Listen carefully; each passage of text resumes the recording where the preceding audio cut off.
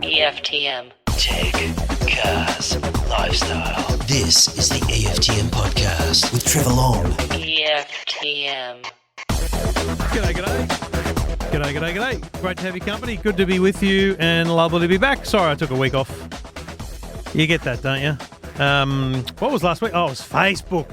Facebook, Instagram, WhatsApp all went down. That's right. And the world ended for 6 hours and it was a disastrous place, yet peaceful and without misinformation. Funny how that works. But, you know, it was a huge story. And so apologies if you're wondering what happened, but I did post on Facebook that I wasn't going to be able to do a show because I literally just had back-to-back phone calls from radio stations and TV around the country just wanting to talk about that. And in my job, I can't say no, or shouldn't, or don't. And so, yeah, I had to put it into that. And that's what I always say to you here. I've said it many times over the last kind of 6 months or a year. But, you know, it is a game of priorities for me. And more than often, I struggle with those priorities. So, like even right now, the Dodgers are playing. And still 0-0, so we're okay. It's, where are we? Top of the fourth, so, you know. This is a big commitment for me. But with baseball, as was mentioned in Two Blokes Talking Tech, with baseball, it's on all the time. So it's very hard to find time when there's not baseball on and therefore an opportunity to record. Anyway, we're back. We've got a bunch of calls to get through once again, as always. Plus, I want to talk electric vehicles and I want to know whether this sounds different because I want to talk about that gadget as well. But it's all happening. But most importantly, as always, you can get in touch. Certainly, you can leave a review, and plenty of people have done that. Thank you to Slade for that most recent one, which I feel like I haven't mentioned. Maybe I have. Question about iOS 15 on the iPhone. Is it true they're scanning for children that are being exploited? Well, that's a very good point. It's been widely reported. It hasn't been implemented, but it's in the States only.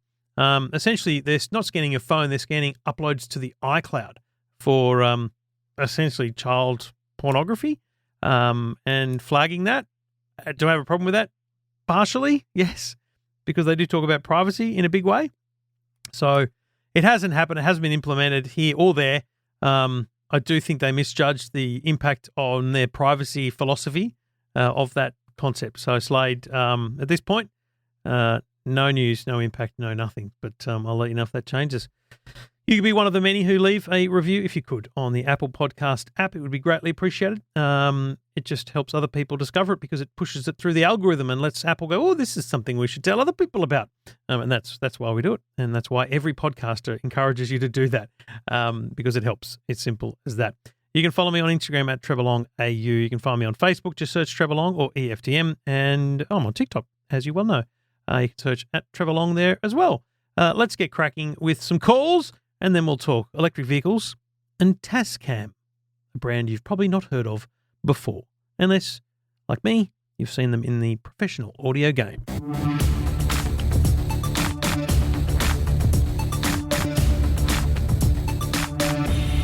Well, let's crack on with calls. If you've got a question, just go to the website, EFTM.com, anytime, and I'll try and get you on the show. If you've got a tech question, that's all you got to do. Go to EFTM.com, click on Ask Trev. Kelly did that. G'day, Kelly. Hello, how are you? Really good. What can I do for you? We're in Tasmania, and we have a house that was built in 1958 of cinder block and brick. Right. We have 3 kids ranging from 10 to 18, and I'm a writer, so I work from home, and I'm desperate to get the internet in the back of the house. What do I do? We've got a Telstra modem, and it goes through to half the house, and then it just drops out the back. We've tried Wi-Fi extenders, and I'm at my wit's end. I need Netflix.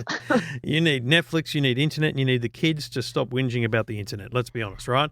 Absolutely. So I think the challenge here is obviously the construction of the home is always going to be somewhat difficult, but it's not a world ender for you. It's not. So the internal walls, what are they? Cinder block. They're all cinder block. Very thick. The actual bricks were made on the property and then brought up and built. That's awesome. Like a great story, but it's a great story for the home, but it doesn't really help with the modern world, does it? No, it doesn't. So, you know, I think the challenge is extenders are horrible at the best of times, they right? Don't work. 10 years ago, they were the only thing you could do, but these days there's better solutions. Now, With the construction of the home, it is going to require more than a normal investment for the average home, let's be clear. But what you need is a mesh network. Now, so you're talking about the Orbi system, Orbi, something similar. Google Wi-Fi, D-Link cover, lots of them. I recommend Orbi because they've been a sponsor for many years, but also because I use them. They're fantastic. And the thing is, though, the way it works, if you've seen it, is you've got your Telstra modem, keep that stays there. Disable the Wi-Fi on it, though, because you don't want complicated, confusing multiple Wi-Fi networks. Then with the Orbi, let's say you get a 2-pack. One of them is a router. The other one is a satellite. The router sits right next to your existing modem and plugs in with a cable. And then the satellite uses just a power point in a couple of rooms away, and it receives the signal. They talk together, and they distribute a bigger Wi-Fi signal. The challenge is you may need more than just the standard 2-pack. You may need a 3 or a 4-pack. But that investment will change the world, like literally. I mean, how many rooms are there in the home from front to back? What are we talking? So we have 4 bedrooms. We have 2 living rooms, but the back living room is an extension. So it's actually like wood. It's not the big thick brick, but the main bedroom's right at the back, and that is thick brick. And the modem is right at the front? Yes, it is. It's right in the family room, hooked up to our smart TV. In the family room, which is at the front, and then the other rooms are behind that, are they?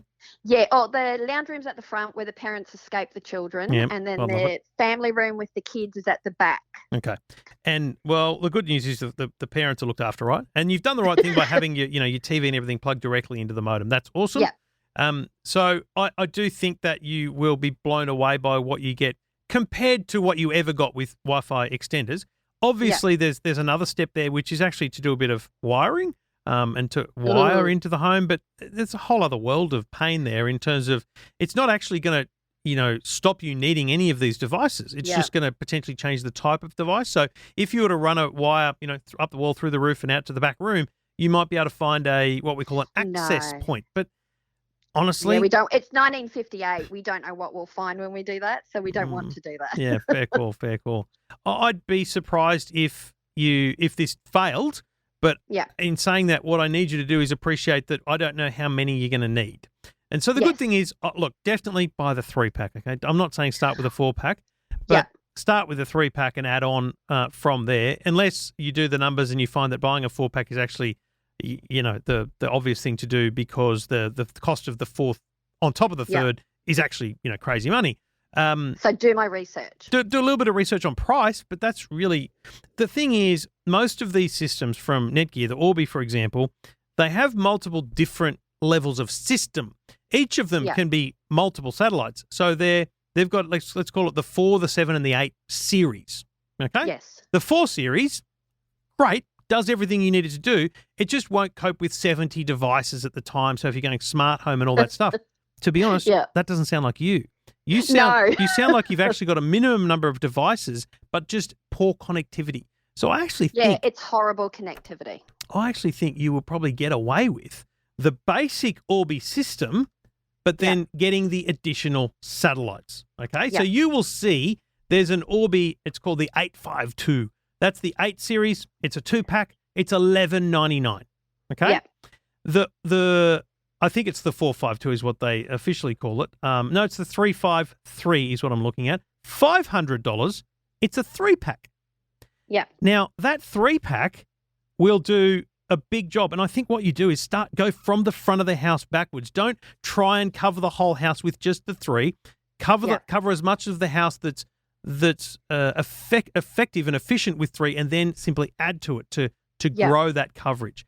But while I would always, ask you to think about the long term and the bigger picture and, spending more because it's a long-term investment. This alone, this basic entry-level RBK 353 for $4.99 at JB Hi-Fi, that's crazy good value, and it will give you pretty darn good speed in large part of the home. And then you just need to start looking for satellites to go with that to expand that network. That sounds fantastic, because if I don't Netflix in my room and get away from twin 10-year-olds and an 18-year-old and a husband, I could go crazy. Yeah, totally. I hear you. What do you write? What sort of writing do you do? I kill people. Okay. Well, okay. Yeah, cozy paranormal murder mystery. Wow. Okay. Very good. Well, Yeah, so I get to write death into my books, and I absolutely love it. It's okay. fantastic. I don't want to ask where your inspiration comes from, but that's okay. I've been married for 20 years, and I have 3 children. Yep. That says it all. Okay. Well, good news. You get to take it out on pen and paper or in a word processor. That's that's where it should stay. That's what my husband says. Good on you, Kelly. Good luck with it. Let me know how you go. Excellent. Thank you so much, Trevor. My pleasure. And if you've got a question like Kelly on whether it's Wi-Fi, buying TV, whatever it is, get in touch. We'll try and help you out as best we can. This is the EFTM podcast. EFTM. Get in touch. Go to the website, EFTM.com. G'day, Nicholas. Good day, mate. How's it going? Yeah, really good. What can I do for you? Well, I spoke to you a couple of weeks ago regarding Microsoft with the Surface laptops and how we had a problem after a laptop that sort of cacked itself up. It was only a couple of years old, 3 years old, right? Yeah. Yeah, it was 3 years old, and it was just out of its warranty. Yeah. I think by only a week or so. Just skinning its teeth there. But we actually, as we contacted yourself, and you suggested that it was still within Microsoft's warranty, at least, for them to take responsibility of the product. Australian consumer law, mate. That's it, mate. I bang on about it a lot, mate, but I don't hear back from a lot of people. Well, you know what? The funny thing is, I was sort of honest in thinking that we weren't going to get a proper response with Microsoft doing anything. Mm-hmm. And that's exactly how it went for the first couple of weeks. We spoke to them on the phone. We emailed them. We did everything we could. And they sort of came back to us with the situation saying there was nothing they could do. Yeah. They sort of just palmed it off every minute they got. They kept, they didn't want to respond. They didn't want to call back. They just kept palming it off. And it almost had to go all the way to Department of Fair Trading for them to actually pull their finger out and go, okay, new laptop. So you did contact the Department of Fair Trading? That's right, yes. And they simply said, no, they have to replace it, which they did 3 weeks later. But it was 3 weeks almost of trying to talk to these people to try and just tell them this is a situation. For a $4,000 laptop, you'd expect that you could at least do something. Yeah. Especially with, no stores were open at that current time. Yep. And so you've ended up with a replacement or a repair? What did you end up with? So we got a full brand new replacement. Oh, sick. So much, to my surprise, after the way Microsoft were really trying to hold off, it was a brand new replacement, got shipped out, and they just wanted the old one to be sent back to them, which was no problem at the time, and it worked out fine.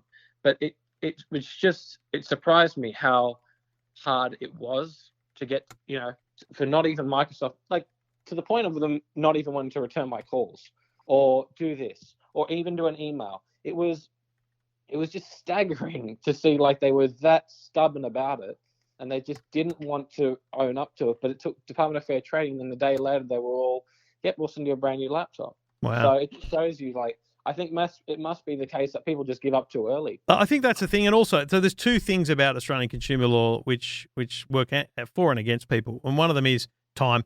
I think we spoke about the fact that you kind of had an alternative in play. So it wasn't, a desperate thing. And I think I told the story of my car. I didn't need it done that day, so I could hold out. But if you need it replaced, if you need a replacement phone, TV, whatever it is, then, and you can't wait for that battle, if you can't be prepared to, fight for a few months potentially with both Fair Trading and the company, then you're probably going to end up just going, yeah, bugger it, I won't worry about it. And that's how they get away with it. But the more of us that push companies to do what you did, the more they realise at the very front line of customer service, they need to take Australians seriously because we're entitled to that support under law. So well done. You got a new device, and that's a good win. And in the end, Microsoft keep you as a part of their family. Well, thank you so much, Trevor. It was really appreciated. But yeah, I'd just advise everyone, like, if you really want to get, a hold of, a replacement or something, you have to sometimes pull out the big guns. And in that case, it was 3 weeks, but I got a brand new laptop instead of paying another $4,000. So well done. It's a benefit. Thanks, all right, mate. Good on you. Appreciate Cheers. it. And thanks for getting back in touch. Thank you. Cheers, buddy. And if you got a question and you want some help, just like Nicholas, get in touch, go to the website. I'll try and help. Just to be clear, I didn't intervene at all in his query. I didn't contact Microsoft. I didn't go chasing that down. I just simply gave him the advice of how to do that himself. So that is how you could get results if you have the ability to hold off and do that, I guess. All right. If you've got a question, get in touch. Go to the website, EFTM.com.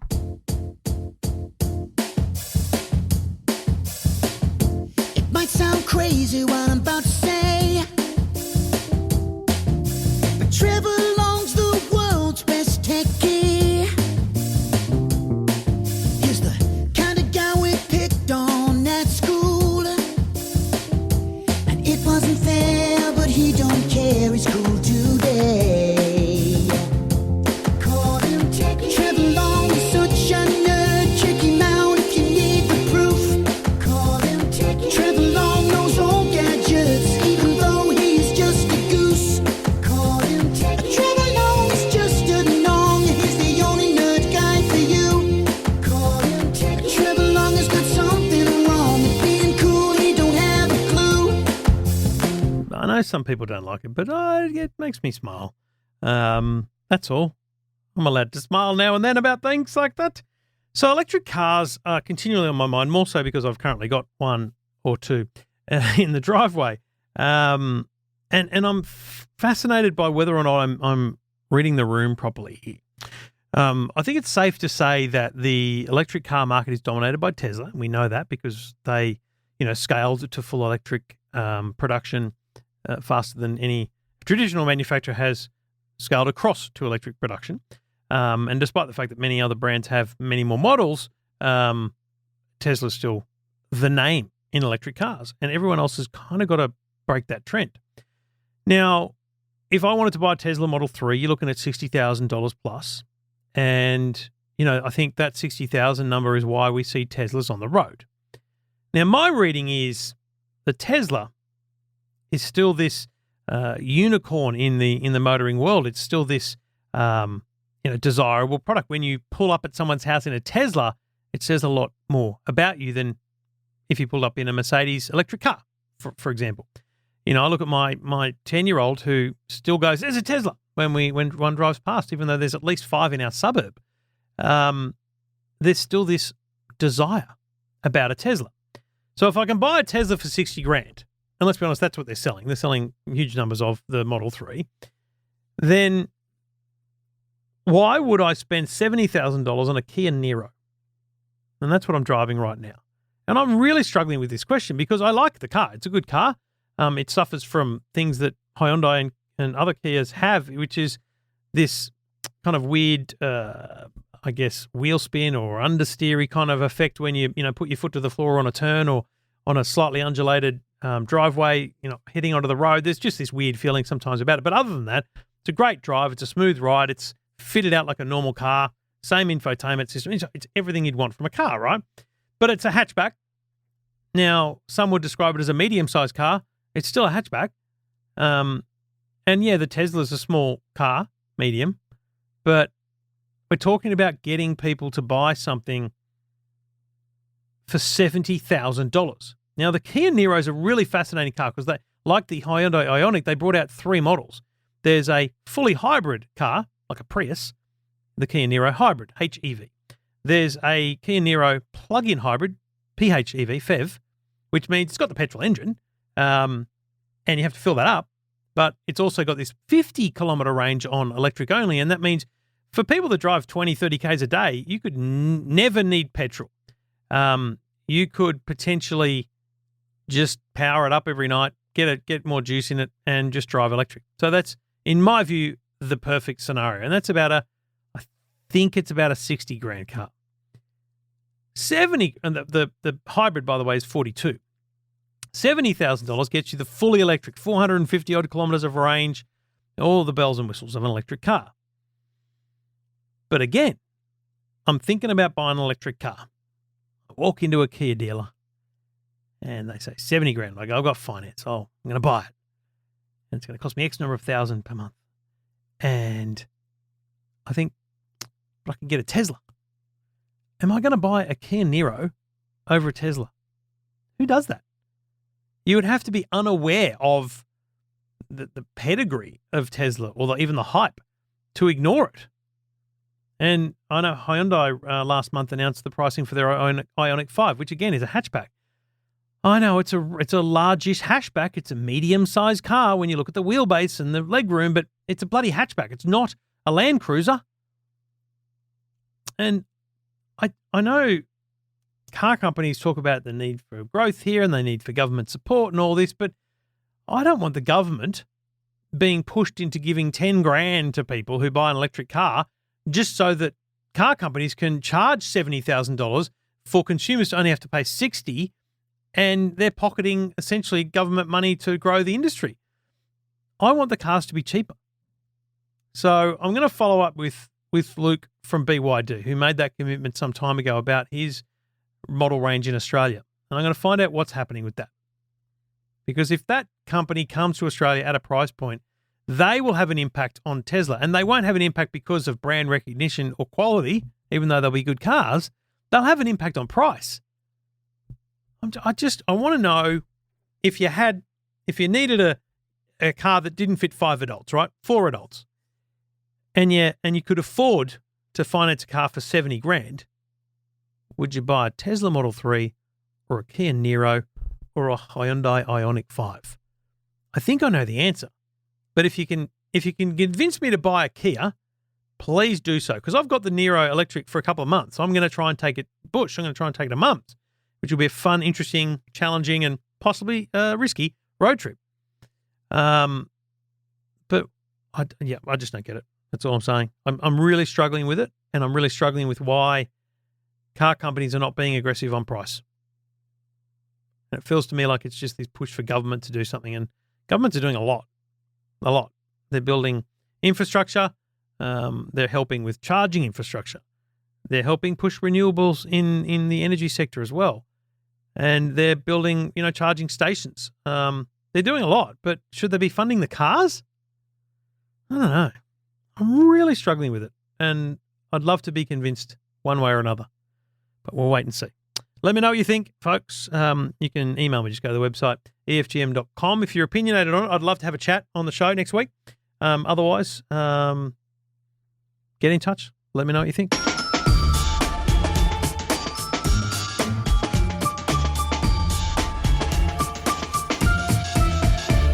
Trevor Long taking your calls. If you've got a question, get in touch. G'day, David. Hey, Trevor, how are you? Yeah, really good. What can I do for you, mate? Oh, mate, I've got router issues, I think. I've got an old D-Link Taipan. I bought it ages ago, but they still sell them, so it seems to be reasonably modern. But Yep. I think I've overloaded it. I think I've got about 40 to 50 devices on it, and stuff starts dropping off. And I'm having to reboot it regularly, and I'm just wondering whether it's time to upgrade to Wi-Fi 6 or not. Oh, look, how many devices are modern, if you like? How many devices are likely to be Wi-Fi 6 compatible?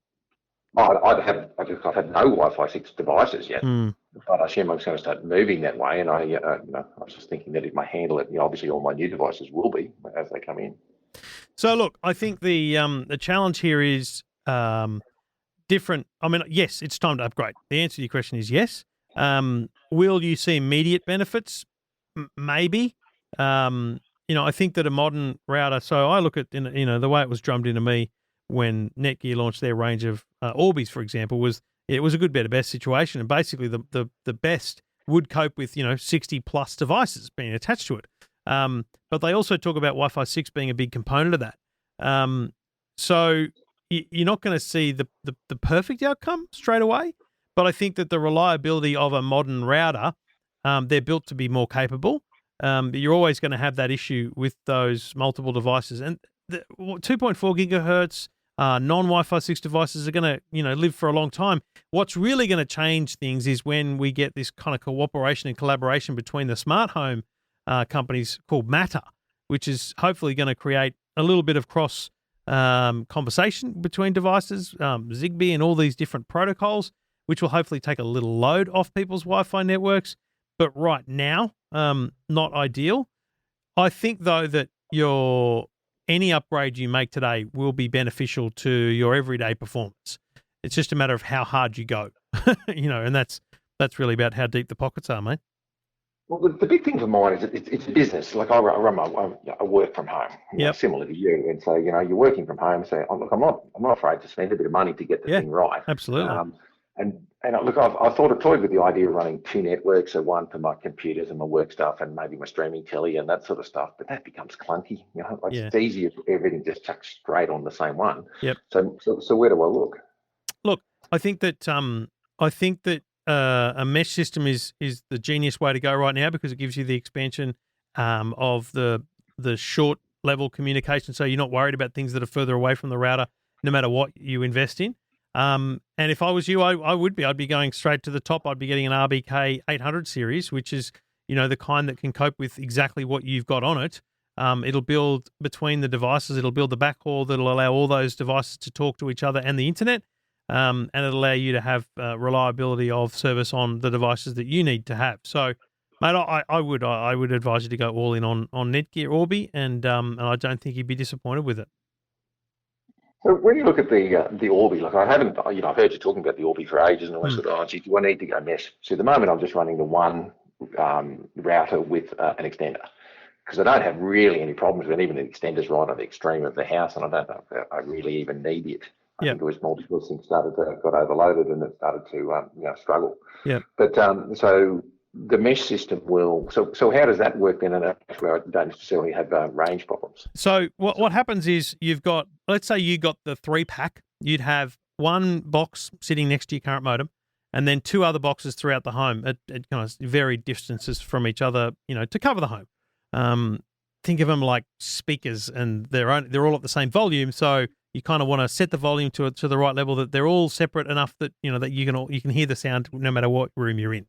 So the Orbis are speakers as well. No. I'm just saying in terms of an analogy of how you understand. If you put the first device so far away from the second one that you can't hear the first one as a speaker, then it's not going to work. That's how the kind of conversation between those devices work. By the way, there is an Orbi that is a speaker. It's called Orbi Voice, and it's an Alexa speaker as well. Anyway, we digress.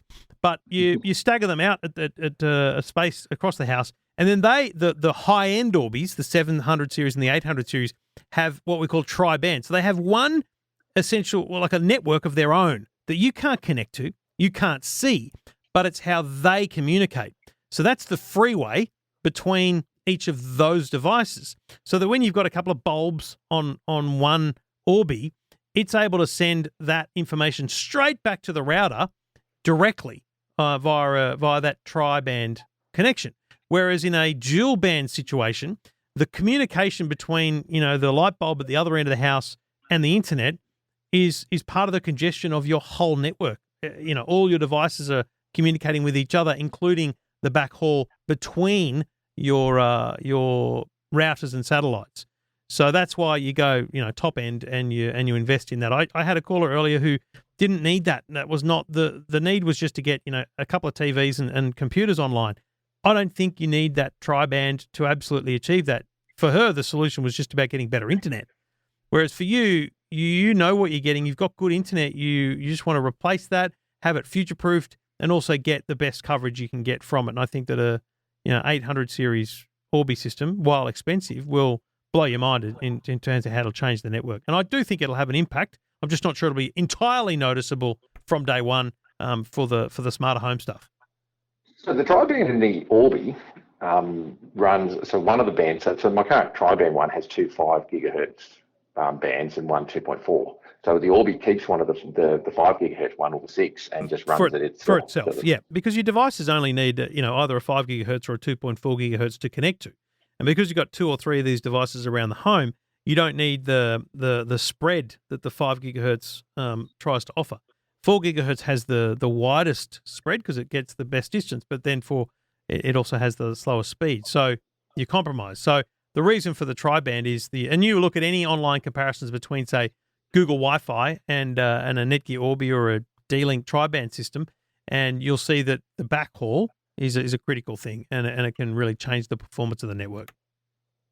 Nice. Okay, so that's where I need to look. I think so. So what about capacity, mate? Because when you get up around the 50 and 60 devices, is that going to be? Are they going to handle that? Yeah, the top end absolutely will, because it's capable of spreading that load across the devices and the network, and it's built for that. It's built with the number of antennas and the number of Wi-Fi bands that allows for that level of connectivity. They literally spell it out in a lot. You might even find an online comparison somewhere where it talks about, the 300 series. Look, this is good for, up to 20 devices, and the 700 series 20 to 40, and the 800 series 40 plus. They literally spell it out that way because it's about demand and capacity, and that's what the higher end offers.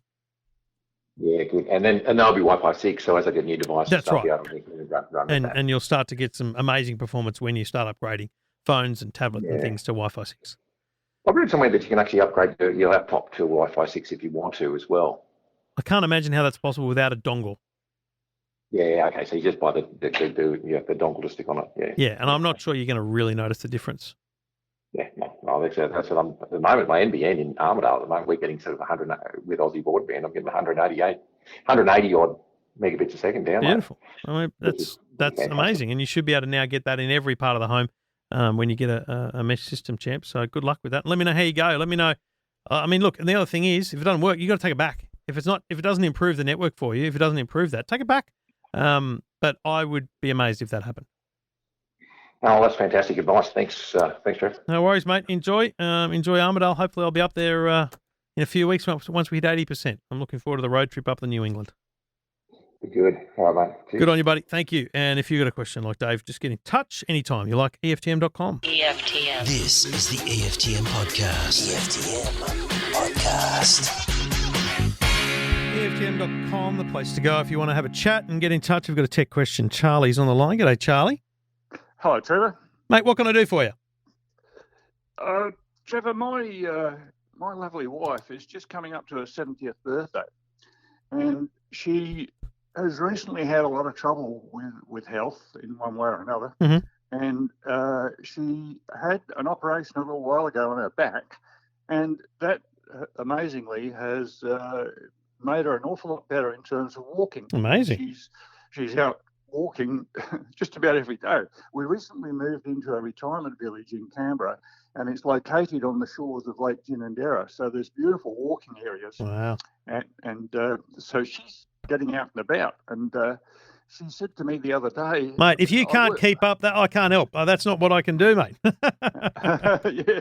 Well, no, I can struggle along, but she's really keen to establish how far she's walking and the distance covered and so forth. And she actually said to me, would a smartwatch help? And I thought, geez, what a great idea for a birthday. So I've started having a look, but I must admit I don't have a smartwatch myself.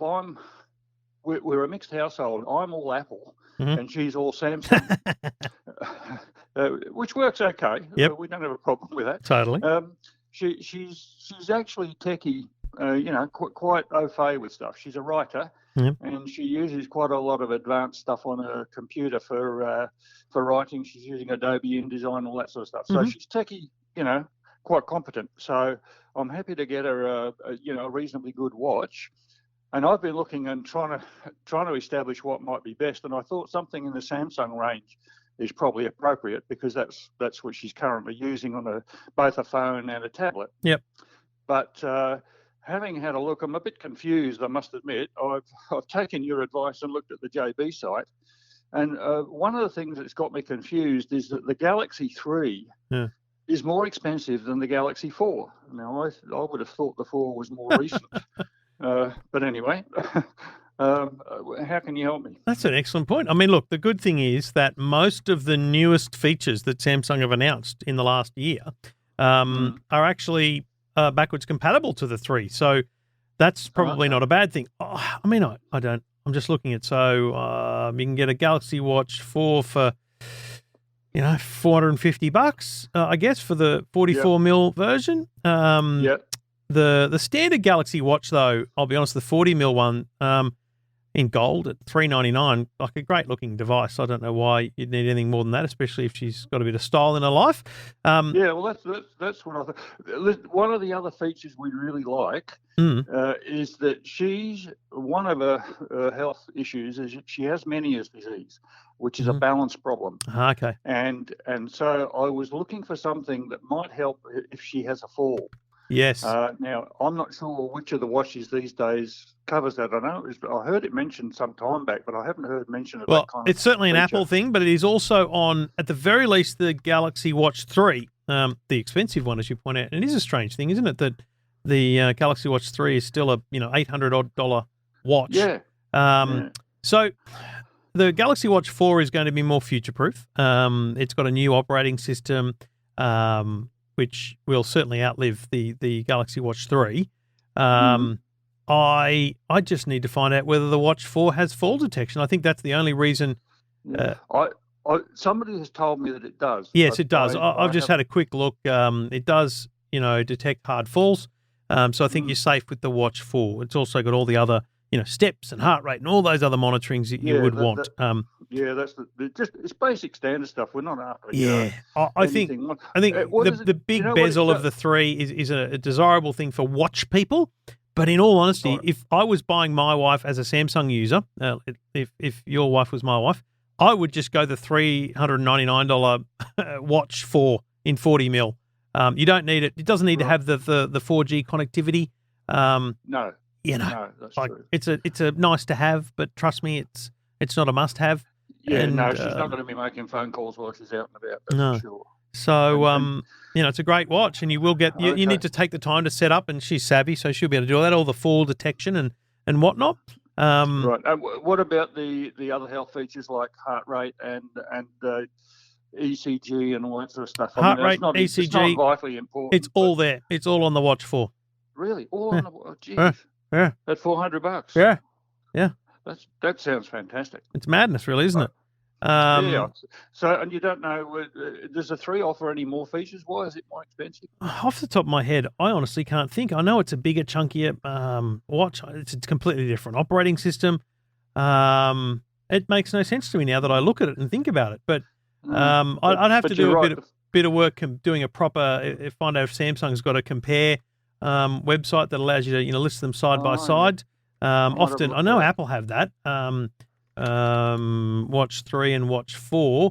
I'm just trying to see whether they physically have a nice website that just sits them side by side, and compares them, because you're right, it's almost insane that. Well, especially if the 4 is more future proof. Oh, for sure. Like, that's my number one problem is, the old Watch 3 is an operating system that will no longer be supported in, a shorter period of time than the one you're talking about.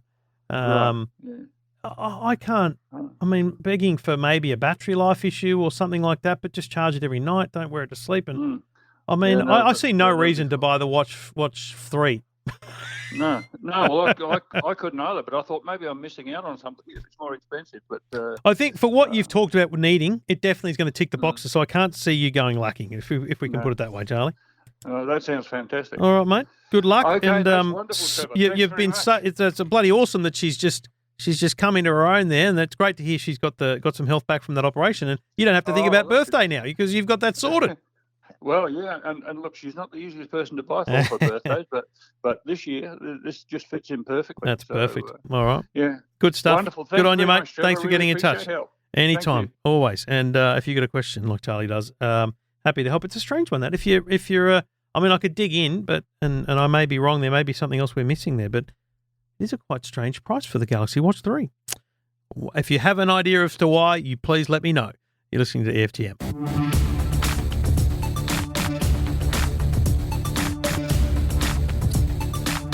So I'm recording today on the Tascam Mixcast 4. Now, I remember when the Roadcaster was released. I feel like it's now over 2 years ago. This was a device. This is very inside baseball because it's not really, a device you might ever interact with, but you might in your work or somewhere else. It's a podcast studio. It's a little mixing desk with 4 microphone inputs, 4 headphone outputs, and little buttons that allow me to go like that with a touch of a button. This is stuff that you could only do on radio stations, high-end computer systems before. The Roadcaster was an absolute game changer for podcasting. And so I saw this Tascam somewhere and I said to them, hello. Anyway, so they sent me one to try out, and I'm trying it right here. I'm recording this show on the Tascam Mixcast. Now, I'm using my not the over-ear headphone microphone. I'm using a proper high-quality Shure microphone. And I can tell you that when I'm talking like this, I feel like it's fine. But Billy Weaver might be able to help me. You hear how at the low end, if I don't know how to describe it, but it kind of you lose everything, which is good. You don't hear noise. But then when noise kicks in, there's this kind of clipping of it at the low end. I can't work that out in my head. I can't find in the settings how to disable it. And I feel like that's an advantage. You can hear it when I breathe in. Sometimes it just kind of pops. It just kind of happens. I feel like it on the Rodecaster, they have all these things called AFX and different processing technologies that they own and license. I feel like all that's doing the job. Now, could it just be me? Am I just, this is the way I talk and deliver? I don't know. But I doubt if before this moment you noticed much in the show. Put it that way. But let me tell you when you might notice it. This is cool. Okay. Are you ready for this? I mean, you got to be ready. Okay. I'm in the voice changer. I'm in the voice changer. So, if I wanted to get a scammer on the line, I could do this. I could just change the pitch of my voice all the way down here. And it's interesting. It's quite interesting, really, isn't it, how we associate this sound with the sound of a scammer. I mean, who's to say a scammer doesn't sound like this, Like, this is a really cool setting. I'm doing this live on the desk, a little touch screen, and playing around with it. It feels really weird to do because someone else is in my ears, but it's me saying it. Very strange. So I'll turn off the voice changer there for a minute. And then the other one is this one where I can be in an empty room. I'm in a small room now. Let's call it a small bathroom. Let's go into a bigger room and you can hear the serious echo there. I can adjust the level of wetness in the room. So cool. Like, that's cool. I don't know when you'd use it or whether it really matters. but it's there, all right? That's what it is. Apart from that, it seems to have everything else that the Rodecaster has. Everything else. I can't see anything that that one has over the other. Has all the same solo mute functions. There is a talkback button I haven't yet worked out what it does, and maybe that goes. Maybe when I'm I'm just going to mute myself for a minute. Just bear with me. Play music to yourself.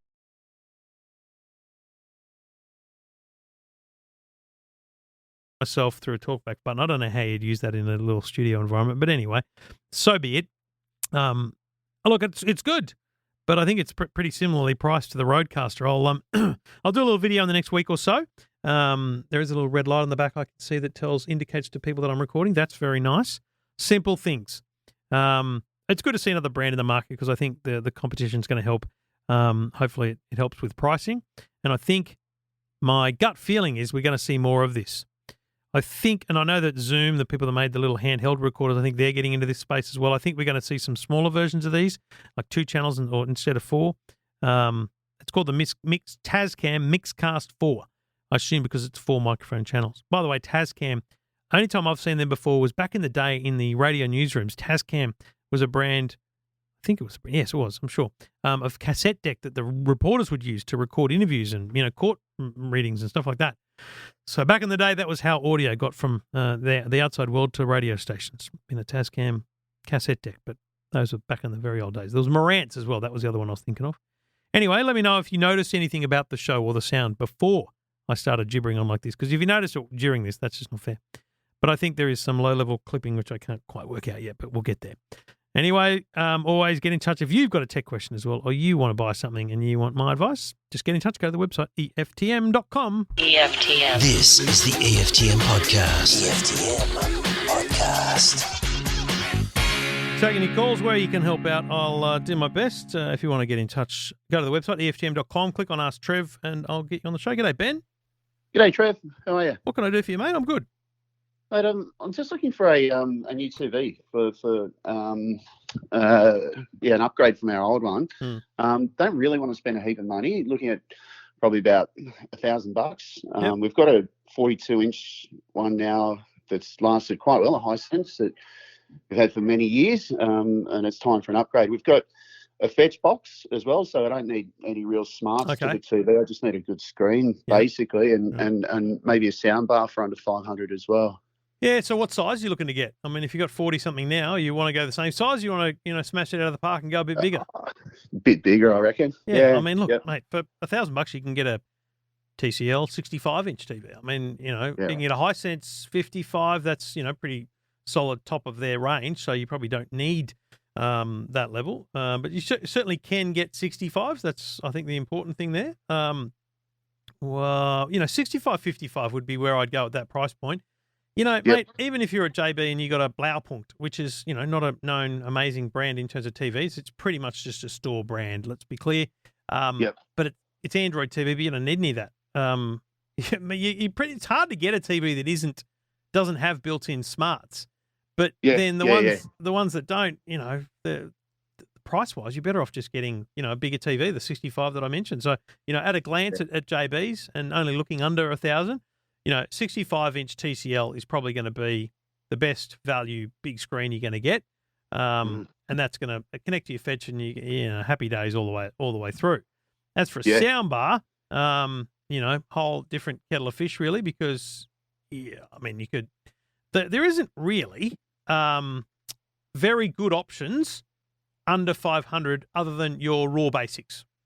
So basically, a soundbar that is. I'm just trying to think, maybe $200 or $300, $179. I'm just looking online. You'll get, a subwoofer and a soundbar for $200, right? And you could probably get one that's the same brand as the TV, TCL, which might help with some interoperability, but it's not a game changer.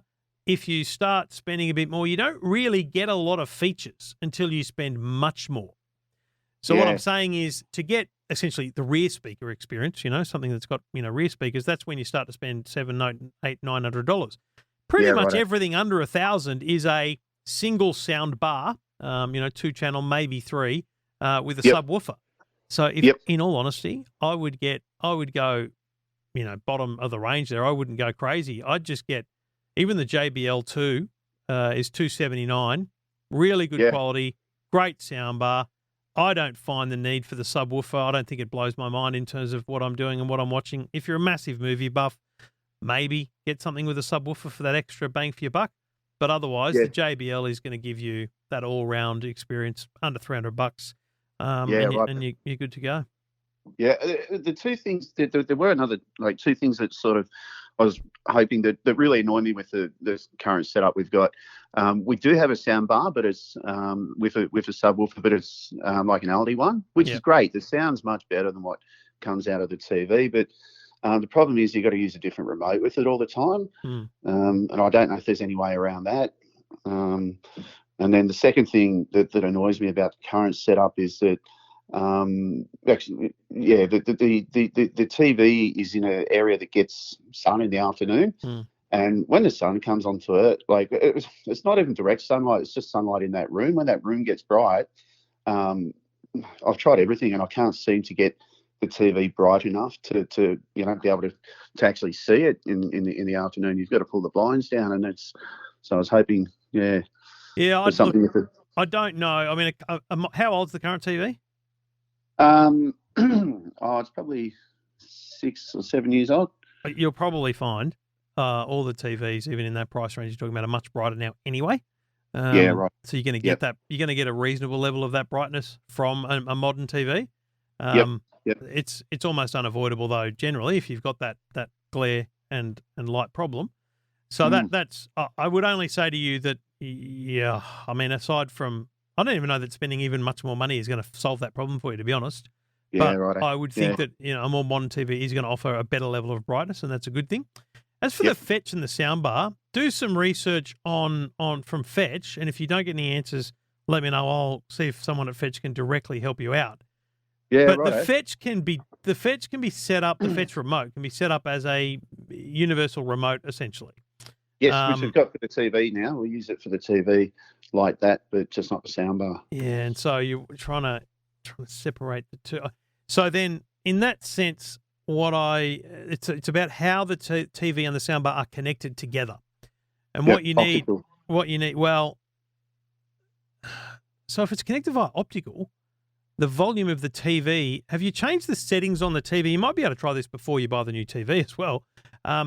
if the TV has the deep enough settings, and they may not all, you want to go deep into the settings, into the menu, into the settings, into the audio, and choose. Make sure the audio output is listed as only optical, because it may be that it's doing both, and therefore the remote is only trying to control the TV sound. When what you want to do is tell the TV only send audio out the optical, or the HDMI eARC might be another example.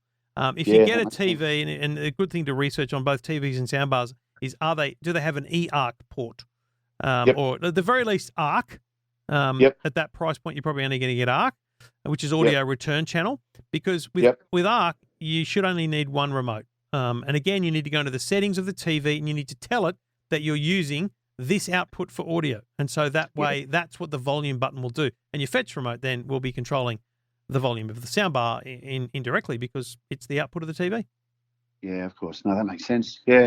But fiddle around with your current one and then do a bit of research on both ARC compatibility of the ones you buy, and you've already sorted the fetch remote universal. Yeah, well, if I can get that sorted on the soundbar, I'm happy to keep the existing one and maybe spend a bit more on the. Well, and then the other thing to do there is if the current setup doesn't allow it, then buy the new TV, and you might find that you can adjust that setting better in the new TV before you buy the new soundbar. Yeah. I'll just keep the existing soundbar, and I've got $1,500 for a TV. Yeah. And the challenge there is, do you know in advance that the new TV is going to do what we've talked about? So yeah, of course, that's the only challenge. Yeah. Hopefully, someone at JB will be able to, or wherever, will be able to let me know before. You're always going to be dealing with the fact that you've bought a $100 soundbar, and mate, I'm with you. I've got one of those. It's great. Like, it does the job. Yeah, it's good. It gives you amazing sound. So whether or not you can actually find out, do a little bit more research on one of the TVs online about its audio. Try and find the manual, and look at what the actual menu settings are. And so, because it'll give you screenshots of what the menus are, and it'll tell you how to control the output of the audio. Yeah. Okay. Yep. Good luck, mate. Good on you, Trev. All right, mate. Good on you. Back to work. Okay. Yeah. See you, buddy. See ya. Thanks for getting in touch. If you've got a question, you can get in touch as well. Just go to the website, EFTM.com. EFTM. You're listening to the EFTM podcast. EFTM. Yes, you are. And thank you for listening. I greatly appreciate it. That's the end of the show. Well, there's obviously a couple of minutes to go here because I'm still talking. Got some cool products on the desk here that I can't tell you about yet, but I'm looking forward to doing that. A couple of things coming out this week, so you can keep your eye on the socials and the whatnot. And I've done some videos of the new Logitech Pop Keys. You'll find those on Instagram at Trevor Long AU and TikTok at Trevor Long. Very, very cool keyboards. Like, the kids want these. They want me to bring them home now that I'm finished with them. They want to bring them home. Very cool mechanical keyboard. Maybe I can turn off the keyboard for a second here and show you what I mean. So here actually, this will be interesting to see if this works. Yeah. Who doesn't love the sound of a mechanical keyboard, huh? Very nice, very cool, very funky. $129 plus dedicated emoji keys. That's what people want, isn't it? Dedicated emoji keys, folks. Definitely, that's what people need in their lives. So, some videos of those up now on the socials, Instagram and TikTok. Had a great meeting with the Stig yesterday because it was Freedom Day, so Stig came to visit, and we've got big plans for the new year, which is exciting. And we're playing golf on Thursday, me and Fenwick. So freedom, baby. It's all happening. And following on from Victor Dominello's interview a couple of weeks ago, the Service New South Wales app will be linked with the Express Plus Medicare app very shortly. I think it'll happen on the weekend. And if you want to see how that's going to look, details at EFTM.com of how Victoria have done it, which is exactly the same. They beat us to it. And good on you, Victoria, for getting that done. I'm glad to see the whole country is innovating like that. I hope to God Western Australia and Queensland and others are doing the same, because otherwise they're going to get left behind and we're going to need that. So fun times ahead, folks. Stay safe out there, and let's do it all again next week.